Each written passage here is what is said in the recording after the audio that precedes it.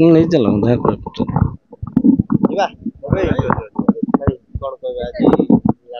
ଆଜି ଲାଡ଼ ଶୁଭ ମୁହୂର୍ତ୍ତ ସାଇ ମନ୍ଦିର ପଟିଆ ସାଇ ମନ୍ଦିରରେ ହେଲା ଏବଂ ସତ୍ୟଭାମା ସିନେ ପ୍ରଡକ୍ସନ ନିବେଦିତ ଏଇ ଯେଉଁ ଲାଡୋ ମାନେ ନାଁଟା ନୂଆ ପ୍ରକାର ଆପଣଙ୍କୁ ଲାଗୁଥିବ ନିହାତି ଭାବରେ ଏବଂ କାହାଣୀଟି ବି ନୂଆ ପ୍ରକାର ପ୍ରକୃତିକୁ ନେଇ କାହାଣୀଟି ଗତି କରିଛି ଆଉ କିଛି ରିଭିଲ୍ କରିବା ଉଚିତ ନୁହେଁ। ଯେତେବେଳେ ସମସାମୟିକ ଭାବରେ ଆପଣ ଓଡ଼ିଆ ଚଳଚ୍ଚିତ୍ରରେ କିଛି ପରିବର୍ତ୍ତନ ଘଟିଲାଣି ଆପଣମାନଙ୍କ ଜରିଆରେ ଯେତେବେଳେ ବାର୍ତ୍ତା ଯାଉଛି ଓଡ଼ିଆରେ କିଛି ହଉନି କିଛି ଲୋକ କହୁଛନ୍ତି ହଉନି ନା ଆଜ୍ଞା ଏଠି କିଛି ହଉଛି ଏବଂ ଭଲ ସିନେମା କରିବା ପାଇଁ ଯେ କି ଏହାର ନିର୍ଦ୍ଦେଶନା ଦେଇଛନ୍ତି ସନ୍ତୋଷ ବିଶ୍ୱାଳ ଭଲ ମାନେ ନିର୍ଦ୍ଦେଶନା ଦେବା ଏବଂ ଭଲ କାହାଣୀକୁ ଚରିତ୍ର ଚିତ୍ରଣ କରିବା ପାଇଁ ଆପଣ ଫଟୋରୁ ଦେଖିପାରୁଥିବେ ତାଙ୍କ ଡିଜାଇନ ଦେଖିପାରୁଥିବେ ବହୁତ ବଢ଼ିଆ ହେଇଛି। ତେଣୁ ମୁଁ ଏଥିରେ ମଧ୍ୟ ଗୋଟେ ଚରିତ୍ରରେ କରୁଛି ଏବଂ ଅଶ୍ରୁ ଭାଇଠୁ ଆରମ୍ଭ କରି ବିଭିନ୍ନ କେକେ ଅନ୍ୟ କଳାକାର ମାନେ ବି ଏଥିରେ ରହିଛନ୍ତି ଏବଂ ଏହା ଗୋଟେ ସୁବାର୍ତ୍ତା ଓଡ଼ିଶା ପାଇଁ ଲାଡୋ ନାମର ଯେଉଁ ଚଳଚ୍ଚିତ୍ରଟି ଆସୁଛି ପ୍ରକୃତିକୁ ନେଇ ଏକ ସୁନ୍ଦର ଚଳଚ୍ଚିତ୍ରଟିଏ ଏବଂ ଚଳଚ୍ଚିତ୍ର ହେଲା ପରେ ନିର୍ମାଣ କରାଗଲା ପରେ ଆପଣ ଜାଣିପାରିବେ କେତେ ସୁନ୍ଦର ଭାବରେ ଚଳଚ୍ଚିତ୍ର ନିର୍ମାଣ କରାଯିବ। ଧନ୍ୟବାଦ। କାହିଁକି ଆପଣ ଦେଖ ନାଇଁ ନାଇଁ ନାଇଁ ସେଇଟା ଆପଣଙ୍କର ଆମେ ଶୁଣନ୍ତୁ ହଉନି ନୁହେଁ ଓଡ଼ିଶାରେ କିଛି ହଉଛି ଯୋଉଗୁଡ଼ା ହଉଛି ସେଗୁଡ଼ା ଆମେ ପ୍ରକଟ କରୁନେ ମଣିଷର ଆଣ୍ଟିନା ସବୁବେଳେ ଖରାପ ଦିଗକୁ ଗତି କରେ ଖରାପ ଦିଗ ଆଗ ଦିନ ଆପଣ ଖଣ୍ଡଗିରିରେ ଡମ୍ବୁରୁ ଧରିକି ଲଙ୍ଗଳା ହେଇକି ନୃତ୍ୟ କଲେ ହଜାର ଲୋକ ଆପଣଙ୍କ ୟୁଟ୍ୟୁବ ଜରିଆରେ ଏବଂ ମିଡ଼ିଆ ଜରିଆରେ ଭିଉଅର୍ସ ହେଉଛନ୍ତି କିନ୍ତୁ ତା ଭିତରେ ବି ଲାଡୋ ଚରିତ୍ର ହେଉଛି ଆପଣଙ୍କର କର୍ମ ରିଲିଜ ଆପଣ ଗ୍ୟାଙ୍ଗସ ପୁରୀ ହେଲା ବହୁତ ଭଲ ଭଲ ୟା ଭିତରେ କାମ ହେଉଛି ତା କଥା ଦିନେ ଆପଣ ମାନେ ବାହାରକୁ ଆଣିବା ପାଇଁ ସତ ଚେଷ୍ଟା କରୁନାହାନ୍ତି ଚେଷ୍ଟା ଅଛି ସତ ଚେଷ୍ଟା ନାହିଁ ମୁଁ ଆପଣମାନଙ୍କ କଥା କହୁନି ବହୁତ ମିଡ଼ିଆ ଭାଇ ମାନେ ଅଛନ୍ତି ଯେଉଁମାନେ ତାଙ୍କୁ ବାହାରକୁ ଯିବା ଏଠି ଯେଉଁମାନେ ରାଇଟର ଅଛନ୍ତି ଯେଉଁମାନେ ଡାଇରେକ୍ଟର ଅଛନ୍ତି ଭଲ ଭଲ କାମ କରିବା ପାଇଁ ଚେଷ୍ଟା କରୁଛନ୍ତି ସେମାନଙ୍କୁ ତଳେ ସମ୍ମୁଖୀକରଣ ଯାଉ ତେଣୁ ମୁଁ ଆପଣମାନଙ୍କ ଜରିଆରେ ବାର୍ତ୍ତା ଦେବାକୁ ଚାହେଁ ଏବଂ ଓଡ଼ିଶା ସରକାର ମଧ୍ୟ କହିବାକୁ ଚାହେଁ ଏଭଳି ଚରିତ୍ର ଏବଂ ସିନେମା ନିର୍ମାଣ ଓଡ଼ିଶାରେ ଯେତେବେଳେ ହେଇପାରୁଛି ଏହାକୁ ପୁଙ୍ଖାନୁପୁଙ୍ଖ ଆଲୋଚନା କରି ଯଦି ଗୋଟିଏ ଲେଖା ବ୍ଲକରେ ଗୋଟିଏ ହଲ୍ ତିଆରି କରି 100-150 ବିଶିଷ୍ଟ ସବୁବେଳେ କଥା ଅନେକ ଲୋକ ଅନେକ କହି ଗଲେଣି ଯଦି କିଛି କରିବାର ଦକ୍ଷତା ଅଛି ସରକାର ତାହେଲେ କରନ୍ତୁ ଓଡ଼ିଆ ସିନେମା ଆଗକୁ ଗତି କରିବ ଓଡ଼ିଆ ସିନେମା ପାଇଁ କାମ ନ କରିକି ଯେଉଁମାନେ ଗପନ୍ତି ସେମାନେ ଖାଲି ଗପନ୍ତି ଜମା ଓଡ଼ିଆ ଟିଭି ଦେଖନ୍ତି ନାହିଁ ଓଡ଼ିଆକୁ ଭଲ ପାଆନ୍ତି ନାହିଁ ଯେଉଁମାନେ କହୁଛନ୍ତି ହଉନି ବୋଲି ସେମାନେ ଜମାରୁ ଓଡ଼ିଆକୁ ଭଲ ପାଆନ୍ତିନି ଯେଉଁମାନେ କହୁଛନ୍ତି ହଉଛି ବୋଲି କିଛି ନଥିବା ଜାଗାରେ ମଧ୍ୟ ଏଇଭଳି ଚଳଚ୍ଚିତ୍ର ନିର୍ମାଣ କରାଯାଇପାରେ ଏହା ଏକ ଉଦାହରଣ ଜ୍ୱଳନ୍ତ ଉଦାହରଣ ଆପଣମାନଙ୍କ ନିକଟରେ। ଜୟ ଜଗନ୍ନାଥ। ଓଡ଼ିଆ ସିନେମାର ଧାରା ବଦଳିଛି ଗତି ବଦଳିଛି କାହାଣୀ ବଦଳୁଛି ନୂଆ ଧାରାର ଆରମ୍ଭ ହେଇଛି ନୂଆ ଧାରାର ସିନେମା ହେଉଛି ଲାଡୋ ଯାହାର ନିର୍ଦ୍ଦେଶନା ଦେଉଛନ୍ତି ସନ୍ତୋଷ ବିଶ୍ୱାଳ ଜଣେ ବହୁତ ବଢ଼ିଆ ଡିରେକ୍ଟର କ୍ରିଏଟିଭ ଡିରେକ୍ଟର ଶୁଭମ ସାଗର ଆର ପ୍ରଡ୍ୟୁସର ମୁଁ ଏଥିରେ ବି ଗୋଟେ କରପ୍ଟେଡ୍ ମନ୍ତ୍ରୀ ରୋଲ୍ କରୁଛି ଆମର ପ୍ରକୃତି ଓଡ଼ିଶାର ଯେଉଁ ପ୍ରକୃତି ଅଛି ସେଇ ପ୍ରକୃତିକୁ ନେଇ ଛବି ସୁନ୍ଦର ଛବି ନିଶ୍ଚିତ ଭାବରେ ଲୋକମାନଙ୍କୁ ବାନ୍ଧି ରଖିବ ଏ କାହାଣୀ ଆଉ ଲୋକମାନେ ନିଶ୍ଚିତ ଭାବେ ମଜା ଉଠାଇବେ ଏବଂ ପୁଣି ଥରେ କହିବା ଆରମ୍ଭ କରିବେ ନା ସିନେମା ପୁଣି ଥରେ ନୂଆ ଧାରାର ଆରମ୍ଭ ହେଇଛି। ଆପଣ ଯେମିତି କହିଲେ ମୁଭିରେ ଯେ ଆପଣ ମନ୍ତ୍ରୀ କ୍ୟାରେକ୍ଟର ମୁଭିରେ ସେମିତି କିଛି ରାଜନୀତି ଅଛି କି ଯାହାକୁ ନେଇକି ଯେମିତି କହୁଛନ୍ତି ପ୍ରକୃତି କଥା ପ୍ରକୃତିରେ ରାଜନୀତି ବି ଚାଲିଛି ରାଜନୀତି ମୁଭିରେ କିଛି ଅଛି ରାଜନୀତି ତ ସବୁ ଜାଗାରେ ଅଛି ପରିବାର ଭିତରେ ବି ଅଛି କିନ୍ତୁ ଏ କାହାଣୀରେ ଏକ ସୁନ୍ଦର ଭାବରେ ଅଛି ରାଜନୀତି ପୁଣି ବଳିଷ୍ଠ ଭାବରେ ଏଥିରେ ଅଛି ଆଉ ପ୍ରକୃତିକୁ ନେଇ ରାଜନୀତି ତ ସବୁଆଡ଼େ କରାଯାଉଛି ତେଣୁ ଯେହେତୁ ସିନେମା କାହାଣୀ ରିଲିଜ ନ ହେବା ପୂର୍ବରୁ ସସ୍ପେନ୍ସ ଥାଏ ମୁଁ ସସ୍ପେନ୍ସ ରଖୁଛି ସମ୍ପୂର୍ଣ୍ଣ ଖୋଲିକିରି କହୁନି କିନ୍ତୁ ସୁନ୍ଦର ରାଜନୀତିଟି ଅଛି ଆ ଭିତରେ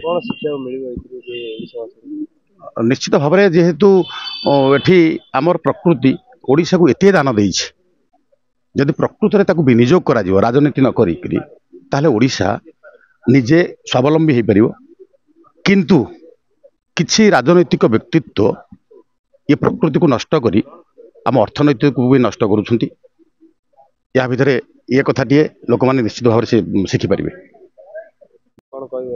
ନମସ୍କାର ଆଜ୍ଞା ଆଜି ଗୋଟେ ଓଡ଼ିଆ ସିନେମାର ଶୁଭ ମୁହୂର୍ତ୍ତ ଆରମ୍ଭ ହେଉଥିଲା ଏଇ ପଟିଆର ସାଇ ମନ୍ଦିର ଜାଗା ଏଠି ଲାଡୋ ନାମକ ସିନେମା ଲାଡୋ ହୁଏତ ଆପଣଙ୍କୁ ଆଚମ୍ବିତ କରିଥାଇପାରେ ଯେ ଲାଡୋ କ'ଣ ସିଏ କ'ଣ ସିନେମା ଗୋଟେ ସତ୍ୟ ଘଟଣା ଉପରେ ଆଧାରିତ ଆଉ ପୁରା ମାଟିର କଥା ଓଡ଼ିଆର କଥା ଓଡ଼ିଆରେ ଘଟିଥିବା ଘଟଣାକୁ ନେଇକି ଏ ସିନେମାଟିଏ ଲାଡୋ ଯାହାକୁ ସନ୍ତୋଷ ବାବୁ ଆମର ନିର୍ଦ୍ଦେଶନା ଦେଉଛନ୍ତି ବିଶ୍ୱାଳ ସନ୍ତୋଷ ବିଶ୍ୱାଳ ଆମେ କେତେ ଜଣ ତା ଭିତରେ ବି ଅଛୁ ଅଭିନୟ କରୁଛୁ ମୋଟାମୋଟି ଭାବରେ ଆଶା ବିଶ୍ୱାସ ଯେ ହଁ ଆମେ ଓଡ଼ିଆ ସିନେମା ନାହିଁ ନାହିଁ କହିଲେ ଯେଉଁ କଥା ସବୁ ଗୁଞ୍ଜରଣ ହେଉଛି ସେଥିରୁ ଆମେ ମୁକ୍ତି ପାଇବା ବୋଲି ଆଶା ବିଶ୍ୱାସ ରଖିଛୁ ସେଥିପାଇଁ ଆମେ ଦେଇ ପଡ଼ିଛୁ ହଁ ଚାଲନ୍ତୁ ଭାଇ କରିବା ତେଣୁ ଆଗ କଥା ତ ଆପଣମାନଙ୍କ ହାତରେ।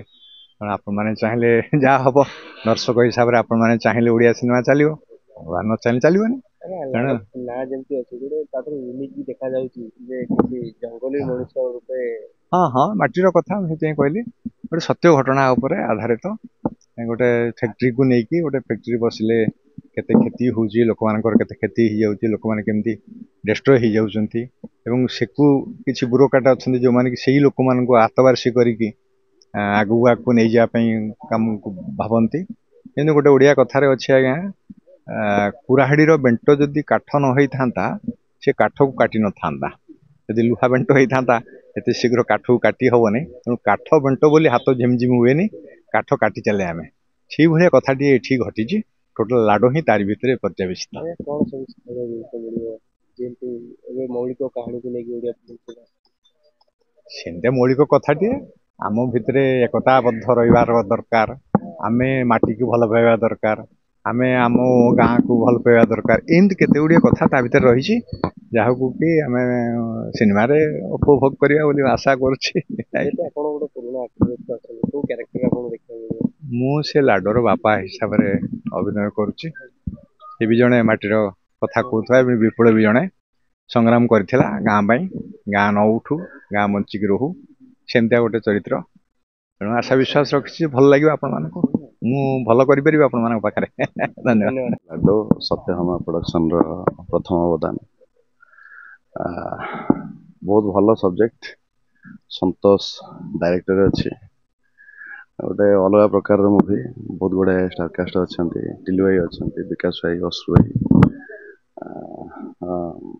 ଅର୍ପଣ ଅଛି। ବହୁତ ଜଣ ଷ୍ଟାରକାଷ୍ଟକୁ ନେଇକି ମୁଭିଟି ହେଇଛି। ଭଲ ଚଳଚ୍ଚିତ୍ରଟି, ଗୋଟେ ନୂଆ ଲାଗିବ। ଗାଁର କଥା, ନିଜ ମାଟିର କଥା, ନୂଆ ଷ୍ଟୋରି।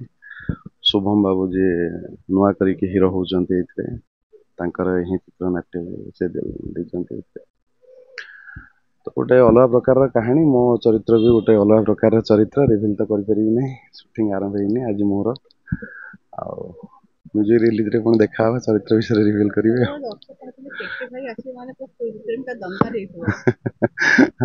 ଦର୍ଶକ ମାନଙ୍କର ଗୋଟେ ଭଲ ପାଇବା ମୋ ପ୍ରତି, ସେଇଟା ବହୁତ ବଡ କଥା। ହଁ ଏଥିରେ ଭିଲେନ୍ ଅଛି। ମୁଁ ଅଛି ଯୋଉ କହିଲି, ଯୋଉ ଗୋଟେ ଗାଁର କଥା, ଗୋଟେ ଟ୍ରାଇବାଲ ଏରିଆର କଥା। ତ ସବଜେକ୍ଟ ତ ଗୋଟେ ବହୁତ ଭଲ ସବଜେକ୍ଟ। ତ ଆମେ ଯାଉଛୁ ସୁଟିଂ କରିବା ପାଇଁ ପୁରା ନୟାଗଡ଼, ଦଶପଲ୍ଲା ଏଇସବୁ ଯାଉଛୁ। ହଁ ସେଇପଟେ ଏରିଆରେ ହିଁ ଅଛି କମ୍ପ୍ଲିଟଲି। ସେଇ ଯୋଉ ବଣ ଜଙ୍ଗଲର କଥା, ତ ତାରି ଉପରେ ନେଇକି ସବଜେକ୍ଟ। ମୁଁ ଗୋଟେ ଅଛି ଚରିତ୍ରଟିଏ ନେଗେଟିଭ, ଯିଏକି ଏକ୍ଜାକ୍ଟଲି କଣ୍ଟ୍ରାକ୍ଟର ନୁହଁ, ଯୋଉ ଗଛ ମାଫିଆ, ଯୋଉ ଗଛ କାଟନ୍ତି, ସେଇଭଳିଆ ଗୋଟେ ମାଫିଆ ଚରିତ୍ରଟିଏ ଅଛି।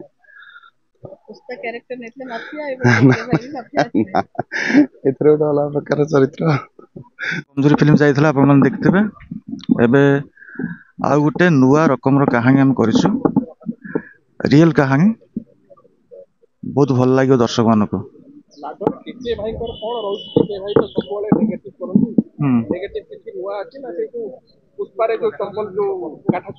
ନା ଅଲଗା ଅଲଗା ଅଛି। ସେ ନେଗେଟିଭ ତ କରୁଛନ୍ତି, ବଟ୍ ସେମିତି ନେଗେଟିଭ ନୁହଁ। ଆଉ ମୁଁ ଭାବୁଛି ଦର୍ଶକ ମାନେ ଏ ଫିଲ୍ମଟିକୁ ଭଲ ରେସ୍ପନ୍ସ ଦେବେ। ଆମେ ସୁଟିଂ ତ ଏବେ ବାହାରୁଛୁ, ଗୋଟେ ସିଡ୍ୟୁଲରେ ସୁଟିଂ ସରିବ, ରିଲିଜ ବି ବହୁତ ଜଲ୍ଦି କରିବି। ନୟାଗଡ଼ରେ ହଉଛି ପୁରା। ହଁ ଏ ପ୍ରକୃତି ଉପରେ ଫିଲ୍ମଟି ହଉଛି, ଆଉ ବେଶୀ କିଛି ତ କହିବେନି।